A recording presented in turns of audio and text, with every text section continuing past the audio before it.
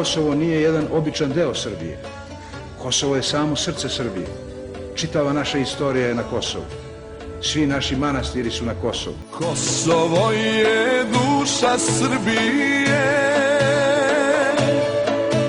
sveto polje najsrpskije. Kosovo je vera, nada, mesto gde se za krst rada. Kosovo je najsrpskije, lice Božije. In Rambuje, as I said to you, we are not talking to Albanians. We are talking to Americans who would like to take our territory for themselves and for NATO. And Albanians were just excuse for that.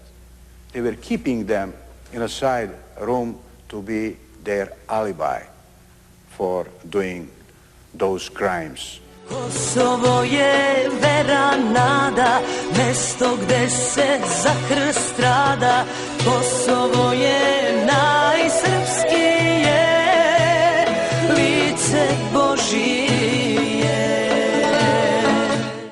Posebno ja ne mogu da razumem da neko može da se drzne da ovdje govori o Kosovu implicite kao o nečemu što nije deo Srbije. Kosovo je Srbija i Kosovo će ostati Srbija. I ova situacija trajaće tačno onoliko koliko bude trajala ova nelegalna okupacija Kosova i Metohije.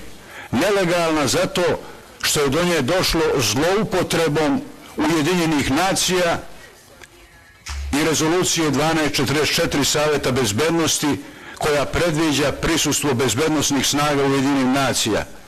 Međutim, te su snage uzurpirale ovlašćenje Ujedinjenih nacija, dozvolile dalje divljanje albanskih terorista, hiljade Srba i drugih nealbanskih stanovnika Kosova su ubijeni i oteti, desetine hiljada srpskih kuća je zapaljeno, više od 100 crkava je srušeno i zapaljeno, sve pod okriljem međunarodnih snaga koje su bile došle da garantuju svima bezbednost. To će stanje trajati koliko bude trajala okupacija. To je stanje trajalo i pod turskom okupacijom čitavih 500 godina.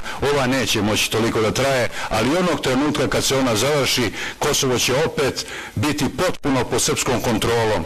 A nije reč samo o Kosovu, već i o Srbiji, jer će i Srbijom ponovo i uskoro upravljati patriote, ali će patriote upravljati i drugim zemljama umjesto ove šeme novog kolonijalizma i postavljanja raznih marionetskih vlada.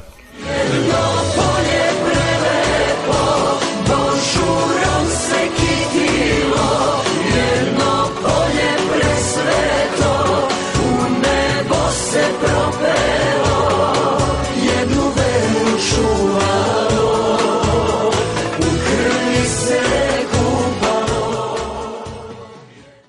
Uvek sam sebe smatrao običnim čovekom.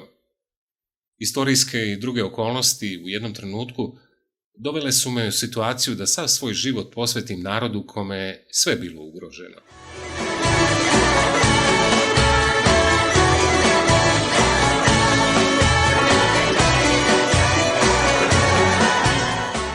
Svako može ko je jači da vam uzme sve što imate, čak da vam uzme i život. A čast možete samo sami sebi da oduzmete.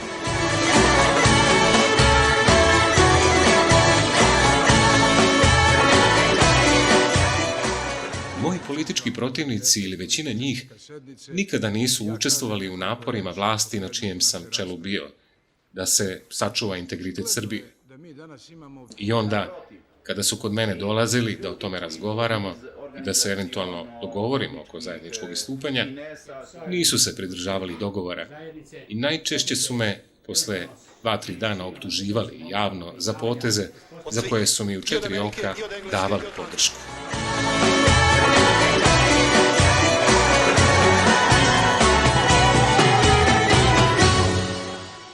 Oni ne napadaju Srbiju zbog Miloševića, nego napadaju Miloševića zbog Srbije. Slobodan Milošević je izvesno najveći srpski državnik i najznačajnija srpska politička ličnost u drugoj polovini 20. veka.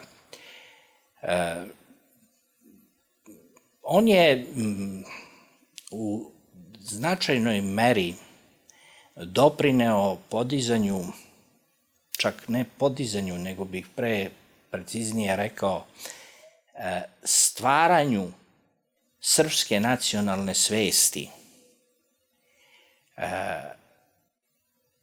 uključujući u tome i svest o srpskom identitetu građana tadašnje Jugoslavije koji su živeli izvan Srbije. Mislim na Republiku Srpsku Krajinu, mislim na Crnu Goru, mislim na Republiku Srpsku. Kada je bilo takozvano dešavanje naroda i kada se zbivala 8. sednica, malo koji Beograđanin je znao da postoje neki Srbi koji žive u Kninu. I kad reč o Miloševiću, za njega treba reći da je on zapravo bio prvi srpski komunista na vlasti. Dakle, i pre toga su bili određeni komunisti, Srbi na vlasti, ali nisu bili srpski komunisti, oni su bili jugoslovenski u jednom, kako bih rekao, nesrpskom pa i antisrpskom smislu te reči. A Milošević, iako je on imao pozitivan odnos prema Jugoslaviji, on je u krajnjoj liniji želeo da sačuva Jugoslaviju, on je ipak želeo pre svega da to bude Jugoslavija u kojoj će biti zaštićen srpski interes, u kojoj će Srbi kao narod imati pravo na svoj nacionalni interes, kao što imaju drugi narodi u Jugoslaviji. Dakle, to je ona priča slaba Srbija, jaka Jugoslavija. On na to nije pristao. Mišljenje o njemu se formira uglavnom tako što ga poredimo sa nekim drugim političarima i njegovu politiku tako što poredimo sa nekom drugom politikom koja je vođena posle.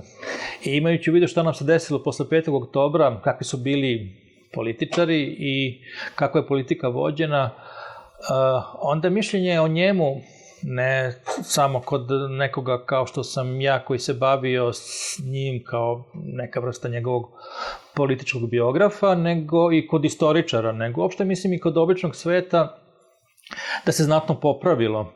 Zapravo se pokazalo da je on možda bio naš poslednji državnik. Da posle njega zapravo nismo imali državnika, nego smo imali političare.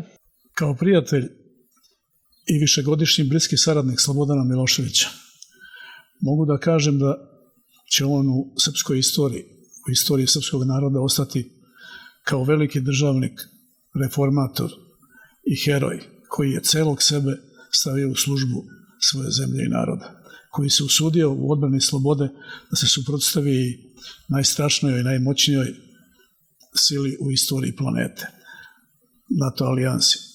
Sa druge strane treba imati u vidu da je i Milošević raspolagao sa nekako većim resursima nego što raspolažu današnji srpski političari. Tu moramo također da imamo jedan objektivan pristup. On je imao ozbiljniju državu koja izlazi na more, imao ozbiljniju vojsku i on je zapravo bio poslednji koji je vodio suverenu politiku. Dakle, kod njega niste imali da se u Beogradu vlada pravi ambasadama, u stranim ambasadama. On je pravio vladu. Sad mi možemo da zameramo njegovom ovakvom ili onakvom autoritarizmu ili nedostatku osjećaja za demokratske procedure, ali pazite, tada je Savezna Republika Jugoslavija zaista bila suverena zemlja. Njen suverenitet je bio mnogo veći nego bilo koja državna tvorevina koja je posle toga došla, uključujući i Srbiju danas. Ti resursi su bili značajni kad reč o vojsci, znači on je imao ipak ozbiljnu vojnu silu, pazite, vojnu silu koja je odličnu odbranu pružila protiv NATO pakta, mislim, imajući u vidu šta su oni sve potegli, koje su sva sredstva upotrebili da bi slomili vojsku Savezne Republike Jugoslavije. Njihov vojni uspeh je bio vrlo, vrlo ograničen i oni sami su morali da priznaju na kraju da su iznenađeni kad su se pojavili ti silni tenkovi koji su bili dobro maskirani i ukopani na Kosovu. Miloševića i danas njegovi politički protivnici i neprijatelji srpski optužuju neopravdano za sve i svašta. On je za sve kriv, ni za šta nije zaslužan. A istina je naravno sasvim drugačija. Mi imamo jedan vrednostni, tako da ga nazovem, kriterijum, po kome se, ako hoćete, svi istorijski srpski vladari mogu jednostavno vrednovati. Taj kriterijum podrazumeva pre svega odnos njihov prema Kosovu i Metohiji kao osi duhovnoj, geopolitičkoj i istorijskoj, koja je davala na kraju krajeva smisao celokupnoj našoj istoriji. Drugi kriterijum za procenjivanje srpskih vladara i državnika i za davanje njima ocene istorijske jeste njihov odnos prema Srpskoj pravoslavnoj crkvi. I treći, ako hoćete, ključni kriterijum jeste njihov odnos prema Srbima izvan matične države, gde se podrazumeva ne samo ono što se danas zove Srbi u regionu, nego i naše iseljeništvo i, ako hoćete, politička emigracija. Po sva tri ova ključna kriterijuma, ako ih primenimo bez ostrašćenosti i navijačkih nekih sklonosti, Slobodan Milošević zauzima uz Milovana Milovanovića, Balačka, najznačajnije mesto u istoriji srpskoj u 20. veku. Sve od 1881. kada je potpisana veleizdajnička tajna konvencija, podsjetit ću vas, to je period vladavine kralja Milana, pa sve do pojave prvo Milovana Milovanovića, a kasnije Slobodana Miloševića, važio je jedan zapadni aksiom, da ga tako nazovemo, a to je geopolitičko uobručavanje Srbije, koje je imalo 4 postulata. Ni pogled preko Drine, Save i Dunava na jednorodnu braću, ni milimetar južno od Kosovske Mitrovice, ni pedalj zajedničke granice sa Crnom Gorom i otklon od bilo kakvog uticaja ruske politike na Srbiju. I svaki iskorak iz tog, tako da kažem, geopolitičkog obruča, za istorijske ličnosti u Srbiji koji bi to pokušali, značio je debelo sankcionisanje sa zapadne strane. I Slobodan Milošević se drznuo da probije tu crvenu liniju. Slobodan Milošević je prvi jugoslovenski političar koji je javno pružio podršku srpskom i crnogorskom narodu na Kosovu i Metohiji. Hvala, uđite, hvala, i molim vas, hvala. Zašto nas bili? Zašto nas bili? Bili nas ovdje, šta bili? Bujanje albanskog nacionalizma na Kosovu i Metohiji počelo je još 1941. godine, dolaskom italijanskih okupacionih trupa. Tada su se iselili Srbi i Crnogorci, a iz Albanije se doselilo oko 200.000 Albanaca. Jedan od lidera Albanaca, Džafer Deva, i jedan od osnivača druge Prizrenske lige, fašistički kolaboracionista na Kosovu i Metohiji, izjavljuje tada da je došlo vreme za stvaranje Velike Albanije, da Srbe treba proterati, a one koji ostanu poubijati. Nakon rata 1945. godine, ondašnje rukovodstvo Jugoslavije donosi odluku o zabrani povratka Srba i Crnogoraca na Kosovo i Metohiju. Pričao mi jedan istoričar kome su bili dostupni određeni dokumenti u arhivi, da je našao dokument, da je 45. 6. Tito sa svojim najbližim saradnicima, tu su bili Kidrić, Kardelj, Bakarić, Đilas, Moša Pijade, Aleksandar Ranković, rekao Srbiju ćemo tretirati kao okupiranu zemlju. I to se tačno tako desilo. I on je tada stavio hipoteku na srpski narod. Kako bi ostvarili svoj cilj i stvorili veliku Albaniju, Albanci nisu birali sredstva. Ubijali su Srbe i Crnogorce, palili im imovinu, zlostavljali, silovali, ucenjivali.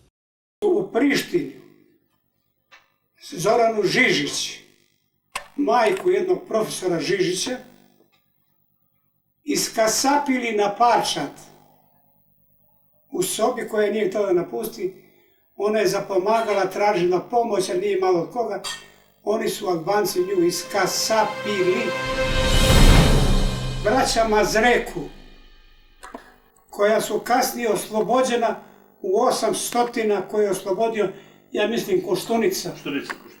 Oslobođeni, silovali, prvo jedan pa drugi, u prisustvu majke Jovanu, koja je zvala u pomoć, a nije pomogla. Ako vi posmatrate kontinuitet delovanja od Kačaka preko Balista do šiptarskih separatista pod plaštom komunističke partije, vi ste zapravo na Kosovu u tom stogodišnjem periodu od 1912. imali izvršen genocid nad Srbima. Ja sam 1981. druge bio na Kosovu kao stalni dopisnik. Poznavao sam tu situaciju. Ja sam je prosto izučavao i koliko pojedinac može, otvorio na neki način oči narodu šta se dešava na Kosovu i ukazivao koje je izvorište, kakvo je to izvorište, koje sve problematike, koje sve patologije, čemu sve to vodi i da takozvane subjektivne snage uprkos ništa tu ne rešavaju. Samo se oblici morbidnih napada od grobalja, od silovanja, od paljevina, od progona, od nezapošljavanja. Ja sam se u to vreme na Kosovu osjećao kao neka vrsta biroa za žalbe. Ljudi su dolazili meni da iznesu svoju muku, jer misle ako se to pojavi na ekranu, da će to sutra biti rešeno, da ovo, da ono. U stvari, svaki onaj koji se žalio Beogradu učinjuje protiv sebe neverovatno mnogo, jer Beograd je vraća odmah prištinskim organima, a ovi kao, aha, žali se ti Beogradu. To je prosto nemoguće kako Beograd nije imao nikakav uticaj ili nije hteo čak da ga ima na Kosovu. Zvanični domaćin i pozemnik Slobodana Miloševića je Mitar Balević. Predsjedniče, da dođeš u Kosovo polje, da u sali železničke stanice održiš govor i da kažeš Srbima na Kosovu i Metohiji šta ih čeka. Slobodan Milošević je došao 20. aprila 1987. godine i nekoliko dana kasnije, 24. aprila iste godine. U sali Doma kulture moglo je da bude nešto više od 600 ljudi, a napolju je bilo oko 15.000 ljudi sa celog Kosova i Metohije. Slobodan je izašao i ja pored Slobodana, ja sam drhtao, jer u tom skupu ne znaš ko je. Mitre, predsjednik je ugrožen. Ja sam samo tu nisam pao. Ja sam uvatio predsjednika za ruku i kaže, predsjedniče, vraćajte unutra, i on je izašao na prozor i održao govor i rekao, ovaj narod ne sme niko da bije. Slušao je Slobodan Milošević do zore muke Srba i Crnogoraca sa Kosova i Metohije. Ja volim da živim onda gde me majka rodi. Ja volim da mi deca ostanu tu da žive, da mi posete grob i da posete devinstvo. Slobodan Milošević je najbolje od svih rukovodilaca Srbije i Jugoslavije shvatio suštinu problema na Kosovu i Metohiji. Uvideo je da se srpski narod nalazi na ivici propasti i da Srbija, koja je tada bila iz 3 dela, ne može i nije sposobna da ostvari svoje državne i nacionalne interese. Po Ustavu od 1974. godine je Srbija imala jedan položaj koji je do sad nezabeležen u istoriji ustavnosti, posebno federalnih država, jer je tada bila federacija. Ona je bila federalna jedinica, tako reći, bez subjektiviteta. Njene pokrajine su učinjene subjektima federacije. Ona nije mogla ni vlastiti ustav da promeni bez saglasnosti pokrajina. Tada predsjednik predsjedništva, Slobodan Milošević, je pitao mene, s obzirom da sam bio profesor ustavnog prava i jedan od žestokih kritičara takvog rešenja u vezi sa Srbijom, Ustava Srbije od 1974. godine, da li bih ja bio u stanju da napravim jedan nacrt promjena, ustavnih promjena u Srbiji. I ja sam to učinio. Ja ne mogu da zamislim krupnije promjene koje su u državi izvršene do promjena koje su bile izvršene u vreme njegovog mandata.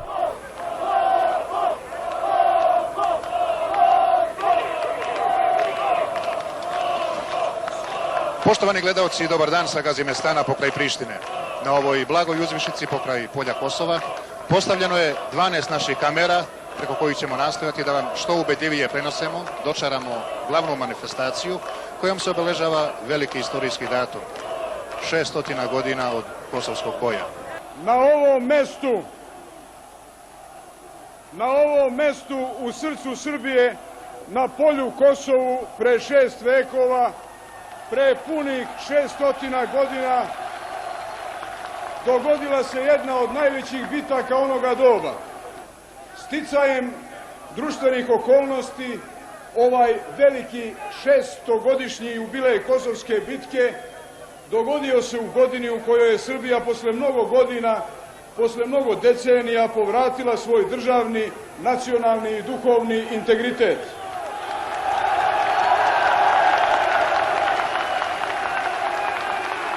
Nije nam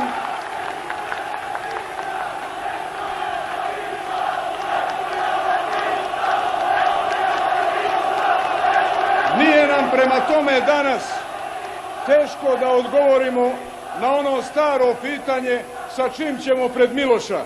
Igrom istorije i života izgleda kao da je Srbija baš ove 1989. godine povratila svoju državu i svoje dostojanstvo da bi tako proslavila istorijski događaj iz daleke prošlosti koji je imao veliki istorijski i simbolički značaj za njenu budućnost.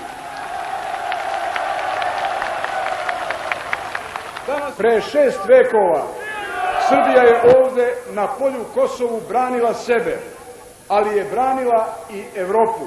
Ona se tada nalazila na njenom bedemu koji je štitio evropsku kulturu, religiju, evropsko društvo u celini. Zato danas izgleda ne samo nepravedno, već i neistorijski i sasvim apsurdno razgovarati o pripadnosti Srbije Evropi.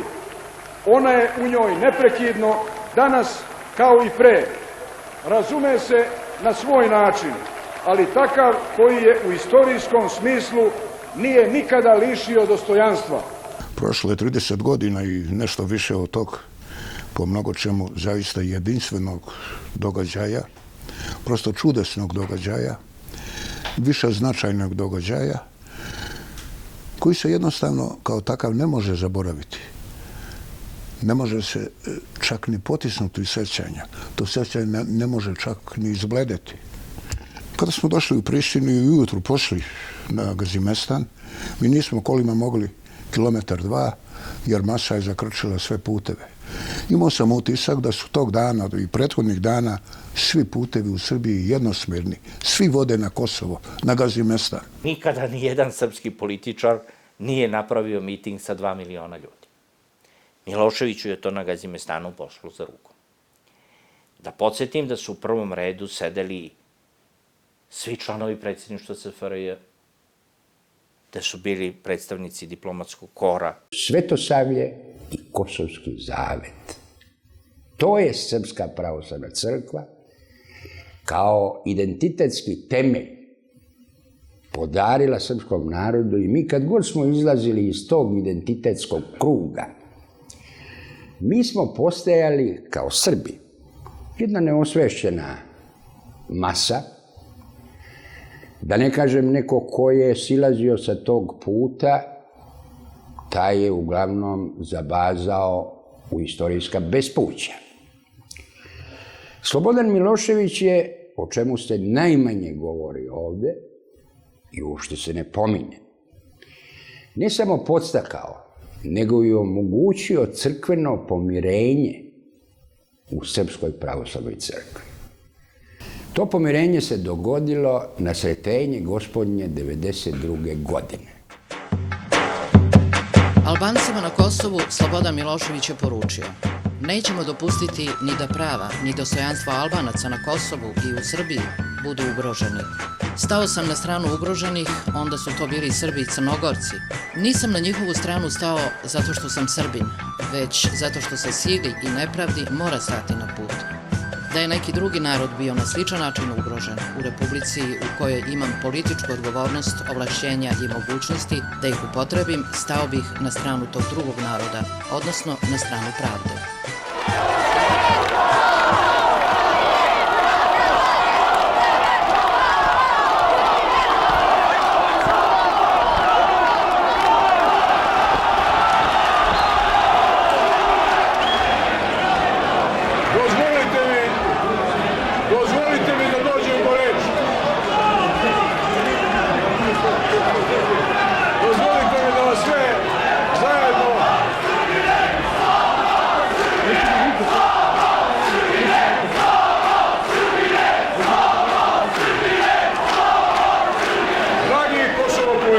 Ovde, na ovom mestu, prvi put smo čuli o etničkom čišćenju za koje se danas nepravedno optužuje srpski narod.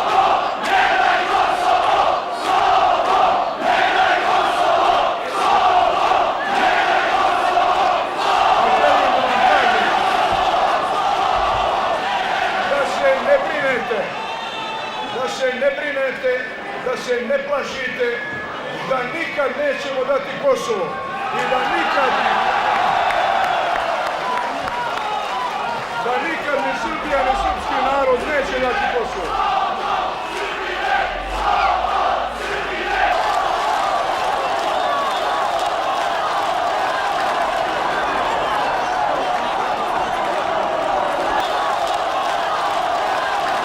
Svima koji žele da nam nameću tuđu volju, imamo samo jedan odgovor da pošaljemo. U Srbiji, na Kosovu, u Kosovskom pomoravlju odlučivaće se i raditi po volji građana koji tu žive, po volji srpskog naroda, po volji svih onih koji se na Kosovu nalaze kao građani Srbije, bez obzira na njihovu nacionalnost, veru, profesiju ili politička uverenja. Želim da vam kažem da se ne brinete, da vas niko ne plaši.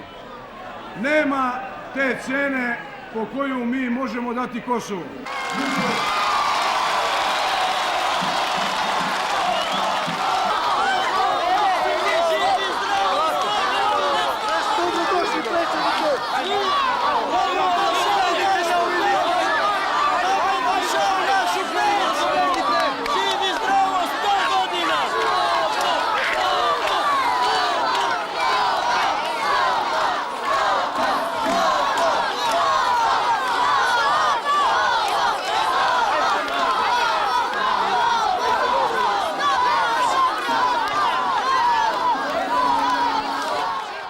Bez rata Milošević nije dao Kosovo.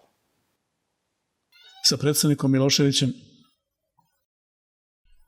uoči bombardovanja Savezne Republike Jugoslavije ja sam ga zapitao: predsjedniče, imamo li mi uopšte para da se suprotstavimo toj sili?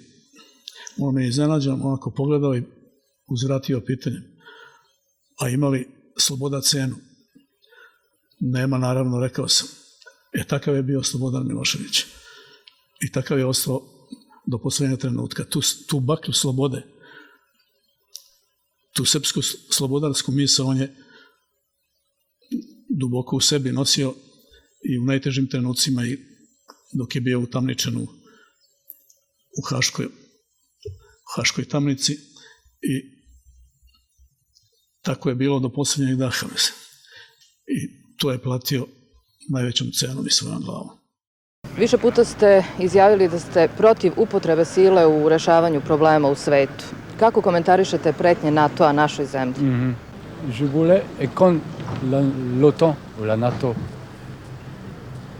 va bombarder U svakom slučaju, ako NATO bude bombardovao Srbiju i Jugoslaviju, voleo bih da tada budem u Srbiji, da budem na licu mesta, ali ne da bih osetio bombardovanje, već da budem u Srbiji, baš kada te bombe budu padale na Srbiju. Ne znam šta bih rekao. Eto, čini mi se da bi mi tu bilo mesto. Ja vam to i obećavam. Obećavam da ću doći u Srbiju. Ako zločinci NATO-a odluče da vas bombarduju, bit ću u Srbiji.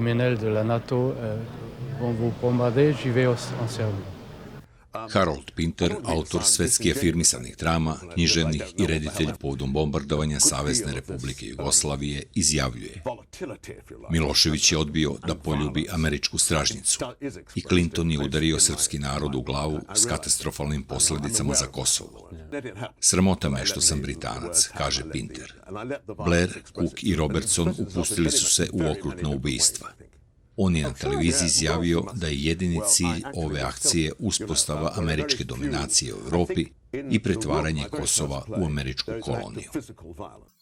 On je bio spreman na kraju da ponudi Albancima apsolutnu, punu političku, kulturnu, ekonomsku i svaku drugu autonomiju u Saveznoj Republici Jugoslaviji i Srbiji. Nije bio spreman samo da Srbi budu manjina u svojoj zemlji. A koliko je bio u pravu pokazuje današnja situacija na Kosovu i Metohiji, gde su Srbi već više od 20 godina izloženi neskrivenom teroru i svakodnevnom maltretiranju. Zašto međunarodna zajednica i oni koji su stvorili tu lažnu državu, naravno ne haje. Oni nisu delovali pod mandatom Ujedinjenih nacija, to je bio zločin, to je bila agresija. Ginuli su svi, i Srbi i Albanci. Sve su to zločini koje su oni počinili i na taj način napravili jedan čitav niz ratnih zločina, ne osvrćući se na Ujedinjene nacije, upravo demonstrirajući da Ujedinjene nacije se više ništa ne pitaju i da oni imaju pravo da učine što god žele. Naš otpor je njih vratio u Ujedinjene nacije. Oni su napustili Ujedinjene nacije, ali su morali da se vrate u Ujedinjene nacije, da tamo glasaju za rezoluciju 1244, koja je nama garantovala i suverenitet i teritorijalni integritet i razvoj političkog procesa pod okriljem Ujedinjenih nacija. Milošević je bio hrabar političar i hrabar čovek, imajući u vidu da se on usudio da, držeći se svoje politike, uđe u rat, da uđe u opasnost da bude napadnut i da bude napadnut od NATO pakta, najveće oružane sile u svetu. Dakle, nisam siguran koliko bi političara, ne u Srbiji, nego uopšte u svetu, imao tu vrstu hrabrosti. Mi, Srbi, moramo da imamo u vidu da smo sve vreme ove krize osjećali veliku solidarnost ruskog naroda. I mnogih institucija Ruske federacije i Ruske pravoslavne crkve i patrijarha Alekseja i drugih. Согласованную позицию России и Беларуси, Лукашенко в течение 2,5... Predsjednik Belorusije Aleksandar Lukašenko došao je usred bombardovanja kod predsjednika Miloševića. Тревоги, объявленной в Белграде через несколько минут после приземления самолета белорусского президента. On bio dosta konstruktivan u tim nastojanjima da se sačuva Jugoslavija. Ja ću navesti jedan primer Recimo, on je nastojao da Bosna i Hercegovina ostane u federaciji nudeći Izetbegoviću, to je potvrđeno više izbora i on je sam to potvrdio, da on bude predsjednik te Jugoslavije, te skraćene Jugoslavije i mislim da je on bio spreman i na ustupke koje su zapravo podrazumevale da se izbegne, recimo, rat u Bosni. Logično je bilo da se borimo za očuvanje nekadašnje Jugoslavije. I upravo ta strategija razbijanja nekadašnje Jugoslavije je najbolji dokaz da nije reč o mondijalizmu i procesu integracije sveta koji je nezaustavljiv proces, nego da je reč o novom kolonijalizmu. Mora se reći, Milošević je nepravedno optuživan i bacana je krivica na njega zbog sankcija. To je interesantno, taj psihološki mehanizam da su svi okrivljivali Miloševića zbog sankcija, a ne oni koji su doneli takvu strašnu meru. Mislim, pazite, to je jedna varvarska mera gde vi zapravo kažnjavate civile, decu, žene, starce zbog onoga što su neki političari uradili ili što nisu uradili. I u takvoj situaciji Milošević je dvukao dosta dobre, važne poteze, kao što sam rekao, Republika Srpska je jedan od tih vrlo važnih tekovina. Znači, to je prva srpska zapadna država zapadno od Drine, koja je napravljena posle nekoliko vekova i to je velika stvar i, mislim, imajući u vidu dobru startnu poziciju sa kojom vi možete sad dalje da radite. Period od 12 godina koliko je bio na vlasti, Slobodan Milošević vidi kao jednu neprestanu borbu, ja bih rekao lavovsku borbu za državne i nacionalne interese naše zemlje. Ali, opet, s druge strane, treba imati u vidu da mi nismo ratovali sa Hrvatima i sa muslimanima, pa ni sa Albancima na Kosovu. Mi smo od samog početka ratovali zapravo sa NATO paktom, sa celom tom strašnom mašinerijom i strašnom strukturom. Tako da su to što se dešavalo, znači 91., 92., 95., Bljesak, Oluja, pa onda 98., pa 99. godina, to su samo bitke u jednom te istom ratu. To je bio jedan rat koji je Srbija morala da vodi na različitim frontovima, ali protiv istog neprijatelja, protiv NATO pakta i imperije koja je zapravo stajala iza toga. Tako da kad posmatrate u tom svetu, onda možete kažete da u takvom jednom neravnopravnom ratu zapravo mi smo odlično prošli. Odlično smo prošli imajući u vidu ono što imamo i to se vidi, mislim, koliko je to i to što je postignuto, koliko je to još uvek teško sačuvati, rovito, koliko još uvek se na to nasrće, napada i, kažem, kada se ti procesi nekako primaknu u kraju, ako sačuvamo to što imamo, onda tek možemo da formiramo konačno mišljenje o Miloševiću. Šta je glavna zamerka Slobodanu Miloševiću? Što on nije hteo da se podvede upravo pod jedan takav poredak koji je nazivan novim svetskim poredkom. Kad je bila u ekspanziji ta ideja globalizma, taj talas globalizma je bio u nadiranju, to je bio tsunami, ako tako mogu da kažem.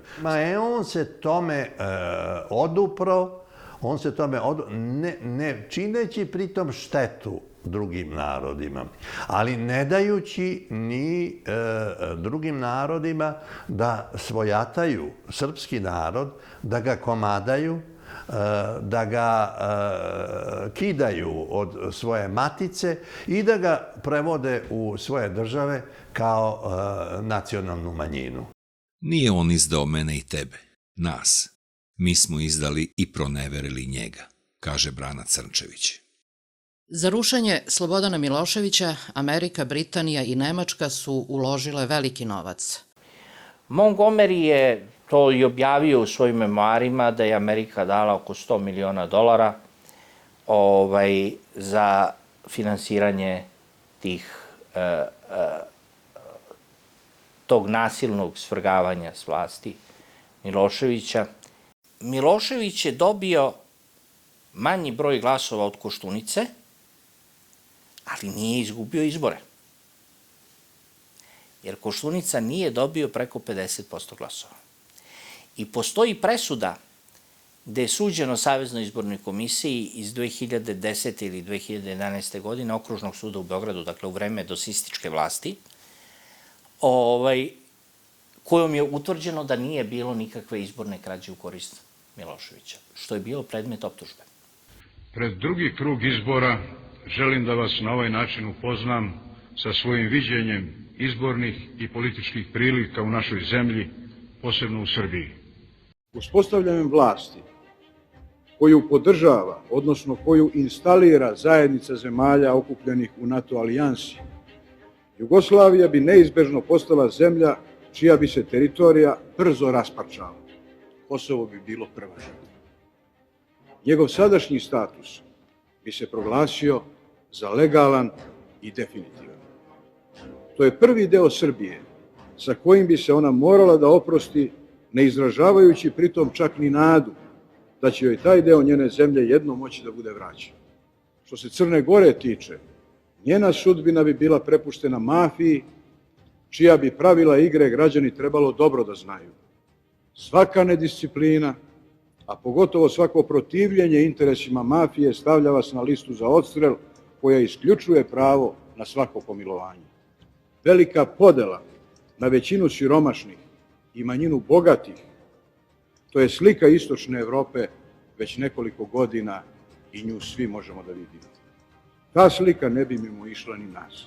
Javna i društvena svojina bi se brzo transformisala u privatnu, ali vlasnici te svojine iz dosadašnjeg iskustva naših suseda bi po pravilu bili stranci. Mali izuzeci bi bili isključivo oni koji bi pravo na vlasništvo kupovali lojalnošću i pokornošću koja ih izmešta iz sfere elementarnog i nacionalnog i ljudskog dostojanstva. Jedan od bitnijih zadataka marionetske vlasti u svakoj zemlji, pa i u našoj, ako bismo je imali, jeste gubljenje identiteta. Zemlje kojima se komanduje s polja relativno se brzo rastaju sa svojom istorijom, sa svojom prošlošću, sa svojom tradicijom, sa svojim nacionalnim simbolima, sa svojim navikama, često i sa sopstvenim književnim jezikom.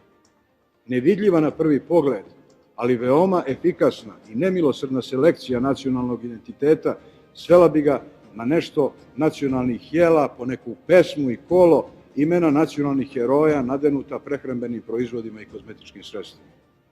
Jedna od zaista nesumnjivih posledica zaposedanja teritorije neke zemlje od strane velikih sila u 20. veku je poništavanje identiteta naroda koji u toj zemlji živi. Iz iskustva drugih zemalja vidi se da narod jedva da je u stanju da prati brzinu kojom počinje da upotrebljava tuđi jezik kao svoj, da se identifikuje sa tuđim istorijskim ličnostima, zaboravljajući svoje, da poznaje bolje književnost svog okupatora od svoje književnosti, da glorifikuje tuđu istoriju, često se rugajući svojoj, da liči na druge umesto na sebe. Gubljenje nacionalnog identiteta je najveći poraz jedne nacije, a to se ne može izbeći u savremenom obliku kolonizacije. Osim toga, taj novi oblik kolonizacije isključuje već po svojoj prirodi svaki uslov za izražavanje mišljenja, ispoljavanje volje, a pogotovo isključuje mogućnost za stvaralaštvo bilo koje vrste. Neslobodne zemlje ukidaju pravo građana koji u njima žive da slobodno izraze svoje mišljenje, jer bi se to mišljenje pre svega sukobilo sa neslobodom. Otuda je tortura nad mišljenjem najdosledniji i najneophodniji oblik torture u zemlji koja je izgubila slobodu. A u ispoljavanju volje, razume se, tek o tome nema ni govora. Manifestovanje volje je dopušteno samo u vidu farse, ispoljavaju ga samo skutonoše stranih gazda. A njihova simulacija slobodne volje služi kao pokriće okupatoru da je uspostavio demokratiju u čije ime je i zaposeo teritoriju tuđe zemlje. Građani mogu da mi veruju i ne moraju da mi veruju. Moja je želja da se u moja upozorenja ne uvere kasno. Morao je da se drži drugi izborni krug. Odnosno, prvo je moralo da tamo gde su poništene na nekim biračkim mestima zbog nekih nepravilnosti, da se to uradi prve nedelje, da se utvrdi definitivan rezultat prvog izbornog kruga i da se onda ide na drugi izborni krug. Očigledno je da DOS nije bio siguran u pobedu. I onda su krenule sabotaže za koje niko nije odgovarao, tako što su Tadić i Čović išli kod rudara Kolubare da zaustave proizvodnju električne energije. Onda su krenule demonstracije, dolazak mase građana u Beograd i pod svim tim okolnostima Savezna izborna komisija donosi jednu odluku koja predstavlja prvi put izdvajanje Kosova i Srbije. Naime, oni sve glasove Miloševića koje je on dobio na Kosovu, da su pripisali Koštunici, dakle da je Milošević dobio 0 glasova, a ovaj je dobio sve, Koštunica opet ne bi mogao pobedi u prvom krugu. Oni su uzeli i obrisali sve glasove sa Kosova pod obrazloženjem da se tamo glasalo do 5 sati, a ne do 8 uveče. Nije se spontano dogodio 5. oktobar 2000. Narodna ulica u Beograda. Niko od više hiljada ljudi koji su tog dana došli u Beograd nije se tek tako probudio i došao na ideju da ode u prestonicu i spali zgradu Skupštine, glasačke listiće i izborne zapisnike, državnu televiziju, linčuju generalnog direktora nacionalne televizije, prebiju glavnog urednika i novinara.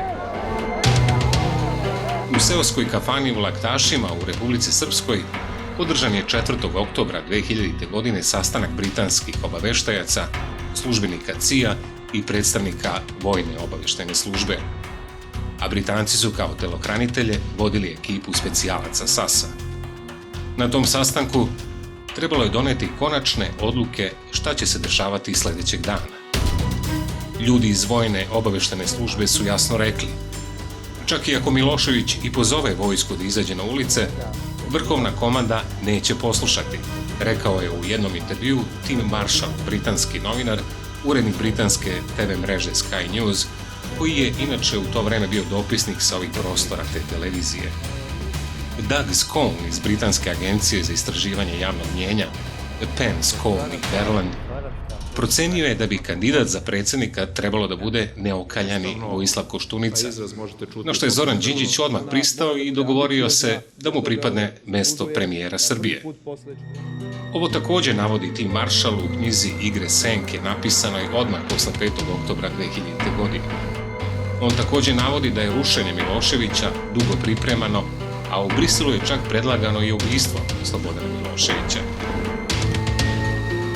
Tako je demokratski pobedila demokratska opozicija Vojislav Koštunica, Zoran Đinđić i ostali.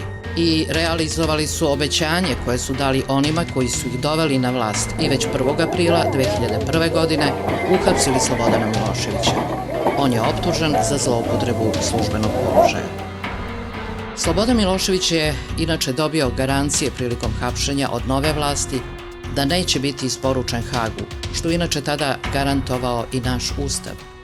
Taj papir potpisali su Vojislav Koštunica, predsjednik Jugoslavije, Milan Milutinović, predsjednik Srbije i Zoran Đinđić, predsjednik vlade Republike Srbije. Slobodana Miloševića su bukvalno kidnapovali iz centralnog zatvora i na Vidovdan isporučili Hagu. Vidovdan je u srpskoj svesti jedan od najmoćnijih svetaca, najmoćnijih praznika, pogotovo što se za njega vezuje i to je datum Kosovske bitke. Da bi izbrisali, ponizili srpsku istoriju, nimalo to nije slučajno da ga baš na Vidovdan isporuče.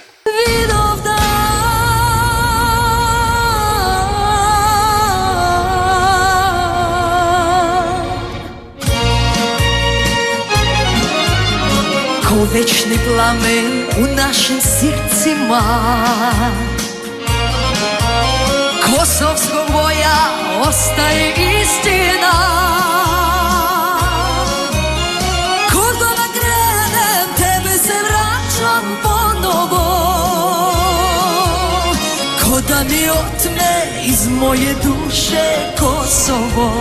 Slobodan Milošević je potom helikopterom SVOR-a prebačen u njihovu bazu u Tuzli, gde ga je haški tužilac Kevin Kurtis zvanično optužio za ratne zločine i genocid.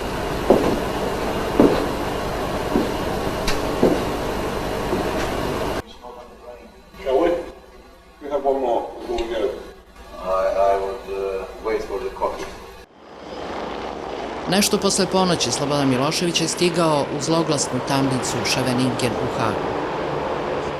Mislim da Slobodan Milošević čak ne bi ni završio u Hagu da nije pružao otpor takozvanom novom svetskom poretku, globalizmu, mondijalizmu, da se nije borio za očuvanje nacionalnog identiteta, nacionalnog suvereniteta, pravo na samostalnost, nezavisnost i slobodu malih naroda.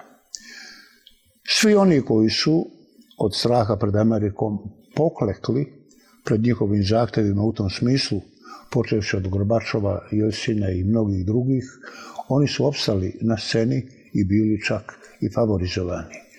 Niti danas iko u evropskim državama može biti na šefu države, a pružati otpor globalizmu, novom svetskom poretku, takozvanim novim zapadnim vrednostima. U tim takozvanim novim zapadnim vrednostima toliko je dekadentnog, toliko je sumnjivog, toliko je na kraju krajeva nehumanog i uzopačenog, a sve se to reflektuje u Srbiji, pogotovo oni najdekadentniji oblici u kulturi, u zabavi i tako dalje, u vaspitanju, u obrazovanju. Vi nemate više skoro ni jedne republičke i druge značajnije institucije u kome nema neki kontrolor sa zapada. Predaja Slobodana Miloševića Haškom tribunalu je bila neustavna i nezakonita. Slobodan Milošević je Haškom kazamatu isporučen 28. juna 2001. godine na osnovu uredbe Vlade Republike Srbije koju je potpisao Zoran Đinđić. Slobodan Milošević je jedini državnik koji je isporučen Međunarodnom sudu. Zoranu Đinđiću se žurilo. Pošto je Milošević izručen Hagu, srpski premijer Đinđić s radošću je iščekivao obećanu međunarodnu pomoć u vrednosti od nekoliko milijardi dolara. Svetska banka i Evropska unija su još krajem 2000. godine obećale pomoć u iznosu od 1,25 milijardi dolara. Sjedinjene Američke Države obećale su iznos od 180 miliona dolara. Bila su to, naravno, samo pusta obećanja. Kada je Brisel blokirao pružanje pomoći za dalju izgradnju Jugoslavije, Đinđić je 29. juna 2001. godine izjavio: "Zaprepašćuje me ta farsa zapadnih zemalja u vezi sa obećanom nam pomoći od 1,3 milijarde dolara. Dok sam bio vođa opozicije, Evropska unija nam je obećala 3 milijarde nemačkih maraka pod uslovom da srušimo Miloševićevu vladu.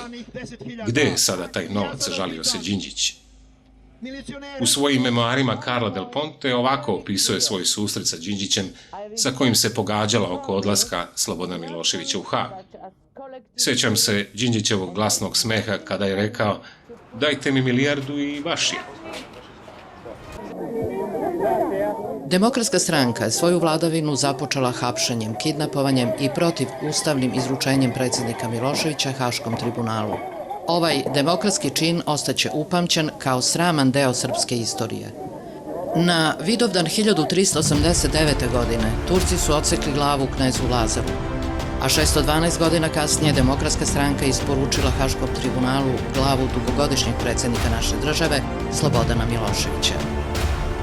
U Hagu je Slobodan Milošević imao drugačiji status od ostalih pritvorenika. U njegovoj ćeliji su mesecima bila upaljena svetla noću i neprekidno su radile kamere. Uprko svemu, Slobodan Milošević je na sudu briljirao. Sve što smo čuli danas i što je u potpunoj svađi sa istinom pokazalo do koje su mere ove optužnice promašene. Ja jedino mogu da razumem kao izraz gneva i osvete za fijasko koji je NATO pretrpeo u pokušaju da izvrši vojnu okupaciju Jugoslavije. I mogu da vam kažem, ponosim se time što sam komandovao oružanim snagama Jugoslavije koje su zaustavile NATO.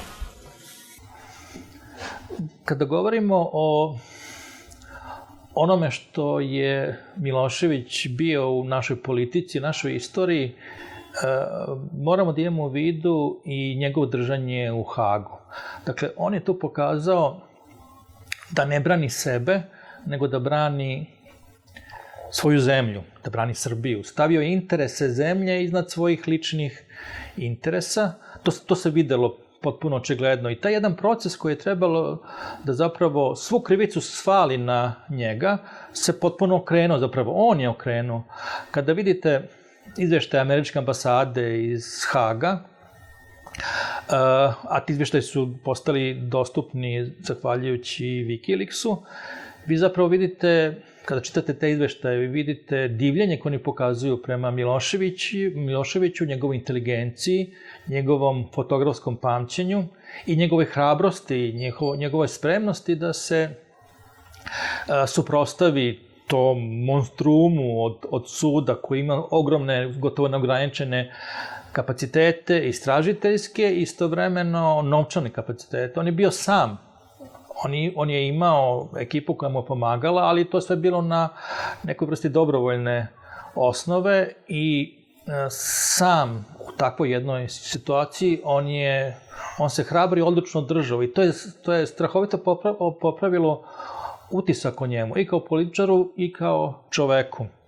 Taj kraj je na neki način bacio drugačije svetlo. Njegov kraj i njegovo držanje je bacilo drugačije svetlo i na sve ono prethodno, ako hoćete i na početak. Znači, taj kraj je pokazao njega u pravom svetlu i on se tu pokazao kao hrabar čovek, državnik i veliki patriota. Slobodan Milošević, predsjednik Srbije i Jugoslavije, umro je samo 2 nedelje nakon što su mu sudije zabranile da ode na lečenje u Moskvu i nakon 2 godine od kako je počeo da se žali na probleme sa zdravljem. Momir Bulatović, nekadašnji predsjednik vlade Savezne Republike Jugoslavije, trebalo je da bude posljednji i ključni svedok Slobodana Miloševića.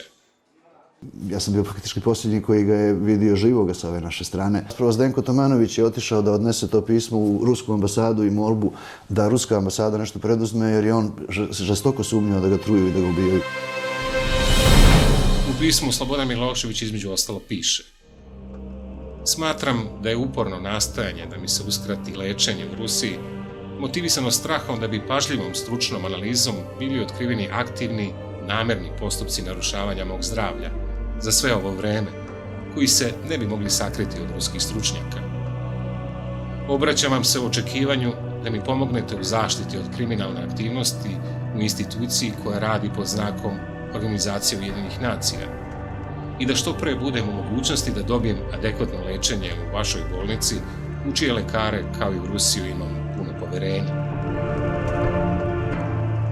Do kraja odbrane i završetka suđenja ostalo je bilo još samo 30 sati. Bilo je jasno da ne mogu da ga osude, ali je bilo jasno i da ne mogu da ga oslobode. Uskraćivanjem lečenja, trovanjem lekovima i beskrajnim iscrpljivanjem, Slobodan Milošević je umreo 11. marta 2006. u Zoru. Slobodan Milošević, koji je sav život posvetio borbi za dobrobit Srbije i srpskog naroda, doživeo je tragičan kraj. Stradao je od ruke onih zlotvora koji su Srbima i Srbiji vekovima činili zlo i potkusurivali se njome kad god im se prohte. Nažalost, stradao je najpre od srpske ruke, od one koju su srpski neprijatelji doveli na vlast pučem 5. oktobra 2000. godine.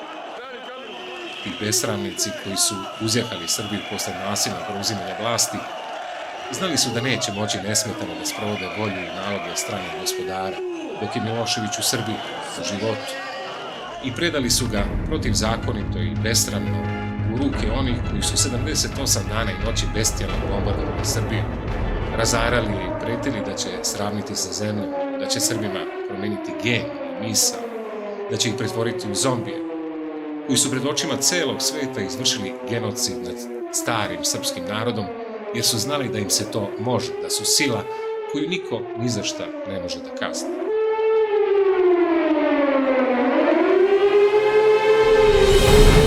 I onda su ga izveli na jedan improvizovani sud u Hagu, koji su plaćali uglavnom Amerikanci i Saudijici, u kome je dirigovala CIA uz sadejstvo NATO-a. Tu su Miloševića na kraju i ubili, iako im je paradoksalno još bio potreban živ. Naime, predsjednik Srbije i Jugoslavije branio je i na tom sudu Srbiju i Srbe hrabro i lucidno, onako kako se borio i u ratu protiv mnogostrugo jačeg neprijatelja, herojski. Zbog toga su hteli da ga nateraju da prihvati nametnutog advokata, branioca po službenoj dužnosti. Videći da je bolestan i iscrpljen, mislili su da će morati da prihvati činjenicu da sila Boga ne moli, da će tako ubrzati, smandrljati suđenje, usuditi ga na doživotnu robiju i smrt u nekom demokratskom zatvoru. Ali ni to nije pomoglo. Iako iscrpljen i ozbiljno bolestan zbog neodgovarajućeg lečenja, Milošević je do kraja ostao Milošević. Nije se dao. Ostao je da se brani sam, da sam brani Srbiju i Srbe zapravo. I tako su ga pustili da umre, uprkos tome što im je još bio potreban živ da bi ga osudili. Tako se život poigrao i sa Slobodanom Miloševićem i sa njegovim neprijateljima. Na nesreću, najveće i najgore neprijatelje Milošević je imao u svojoj zemlji. Gotovo sve gnusne optužbe protiv njega, koje su širili neprijatelji Srbije po svetu, bolje reći na zapadu, najpre su izricane u Srbiji, Srba, kojima su one servirane, distribuirane sa raznih strana iz raznih kuhinja. Ne mogu se ni prebrojati sve te laži i izmišljotine kojima su ga sve vreme obasipali. Optuživali su ga da je izazvao rat u Jugoslaviji, iako su se drugi hvalili da rata ne bi bilo da oni to nisu hteli, kako je govorio Franjo Tuđman, predsjednik Hrvatske. Optužili su ga da je razbio Jugoslaviju, iako se Stipe Mesić, član predsjedništva Socijalističke federativne republike Jugoslavije, hvalio u Hrvatskom saboru da je izvršio svoju dužnost, da Jugoslavija više ne postoji. Optuživali su ga za rat, iako je on jedini prihvatio svaki ponuđeni međunarodni mirovni sporazum.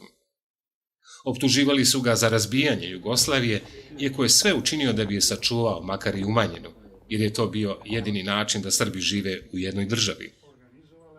Optuživali su ga za 4 rata, iako nikad nijednog vojnika Srbije nije poslao da ratuje izvan nje, da je izgubio sve te ratove, iako ih nije ni vodio. Seirili su da je kapitulirao pred NATO-om, mada noga nijednog vojnika te bestijalne ratne mašinerije nije kročila u Srbiju, mada nije potpisao nikakvu kapitulaciju ni pred tom najvećom vojnom silom na svetu, već mirovni sporazum, tako se i zove, Kumanovski mirovni sporazum, a ne kapitulacija, pod okriljem Ujedinjenih nacija, da bi prestalo bombardovanje, da bi se zaustavio rat. I sve su to činili Srbi. Sve to i danas čine ti isti Srbi, koji istina danas više ne vladaju Srbijom, ali njihov je glas, zahvaljujući podršci mentora sa zapada, još glasniji i razgovetniji nego glas srpskih rodoljuba i zvanične Srbije. A kako su se Srbi i Milošević borili za svoju zemlju braneći svaki njen pedalj, najbolje govore najsvetliji primjeri junačkih podviga golobradih vojnika, od kojih su mnogi dali živote u odbrani slobode i srpskih svetinja.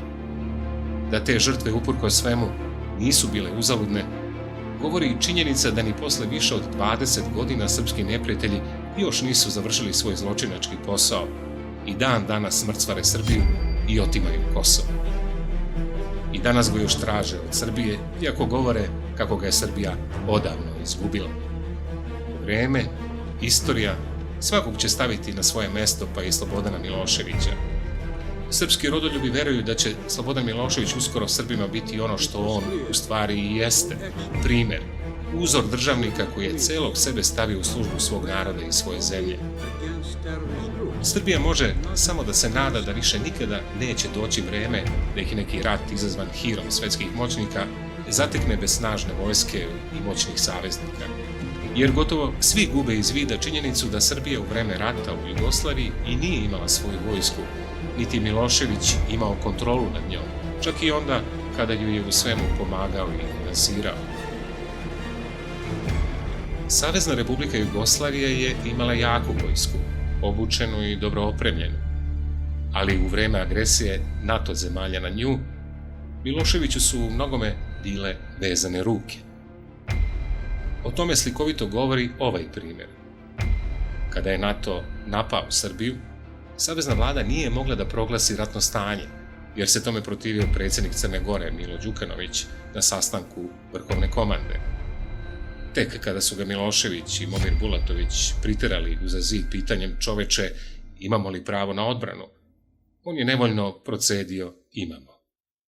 Tek posle toga je moglo da se proglasi ratno stanje. Eto, to je ta tragična sudbina Slobodana Miloševića. Njegovi neprijatelji mu stalno pripisuju i stavljaju na dušu mnogobrojne žrtve u ratovima u Jugoslaviji, perfidno krijući činjenicu da Srbi u Jugoslaviji nisu imali apsolutnu većinu, da ih je bilo jedva trećina u ukupnoj populaciji i da su ostali svi odreda udruženi protiv Srba imali 2/3, što svet i dan danas ne zna, kao što ne zna ili neće da zna da su Srbi bili napadnuti gotovo sa svih strana. Ali nešto se ipak ne može sakriti. Iza Miloševića je ostalo nešto što svaki čestiti čovek u Srbiji zna i poštuje. Ostala je Republika Srpska i ostala je rezolucija 1244 Saveta bezbednosti Ujedinjenih nacija, koja je i dalje kamenčić koji žulja nogu u čizmi NATO vojnika i srpskih neprijatelja. Većinu pretpostavki za istorijsku veličinu Milošević je imao. On je bio jedna od prvih žrtava novih metoda svetske imperije, koja je na njegovoj zemlji tabanala put za osvajanje sveta. Slobodan Milošević, koji je zapisao sebe u knjigu vječnog života i u pamćenje neizbrisivim slovima. Slobodan Milošević, koji je na Vidovdan poslan na Haško besuđe i čiji je život i životno djelo bilo u duhu velikomučenika kosovskog Lazara.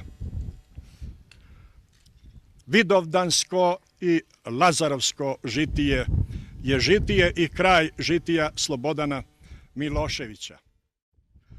I ostaće zapisan Slobodan Milošević zlatnim slovima u istoriji Crne Gore i Srbije, srpskoga naroda, kao čovjek koji je do posljednjeg svog izdisaja sebe žrtvovao i žrtva njegova je bila ona žrtva o kojoj također Njegoš govori, govoreći o Milošu, a ime Miloš je sadržano u imenu porodice Miloševića. Žrtva njegova je blagorodna žrtva. Slobodan Milošević se ne bori samo za slobodu i čast svoga naroda i svoje države. On se bori za slobodu i čast svega onoga što je časno uzvišeno u Evropi.